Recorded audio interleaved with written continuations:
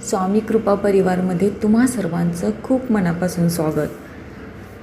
गुढीपाडवा 2026 गुरु असेल राजा आणि मंगळ मंत्री.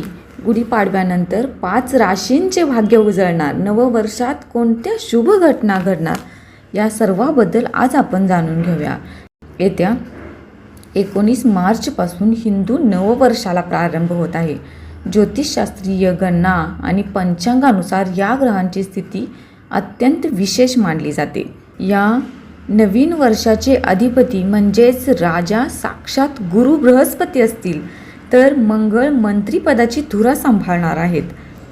यावर्षी ग्रहांच्या गोचराचा मोठा प्रभाव सर्व राशींवर पडणार आहे. वर्षाच्या सुरुवातीला गुरु मिथुन राशीत असतील, त्यानंतर ते कर्क आणि वर्षाच्या अखेरीस सिंह राशीत प्रवेश करतील. दुसरीकडे शनी संपूर्ण वर्षभर मीन राशीत विराजमान असतील, तर राहू कुंभ आणि मकर राशीत भ्रमण करेल.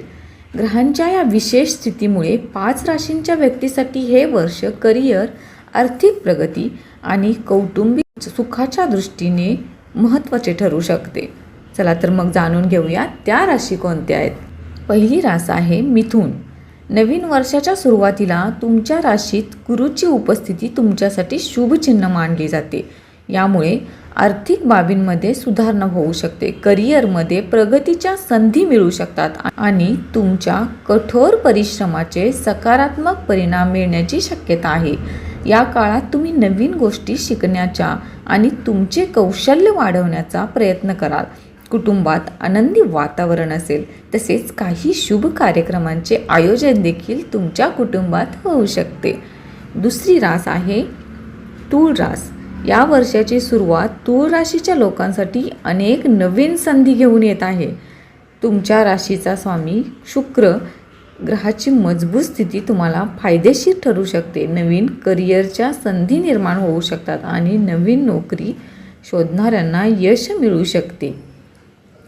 गुरूचा प्रभाव तुमच्या करिअरला पुढे नेण्यास मदत करू शकतो. कुटुंबासोबत घालवलेला वेळ चांगला असू शकतो आणि कौटुंबिक व्यवसायात फायदाही होऊ शकतो. तिसरी रास आहे धनु. यावर्षी धनुराशीच्या लोकांना धार्मिक आणि आध्यात्मिक कार्यात रस निर्माण होऊ शकतो.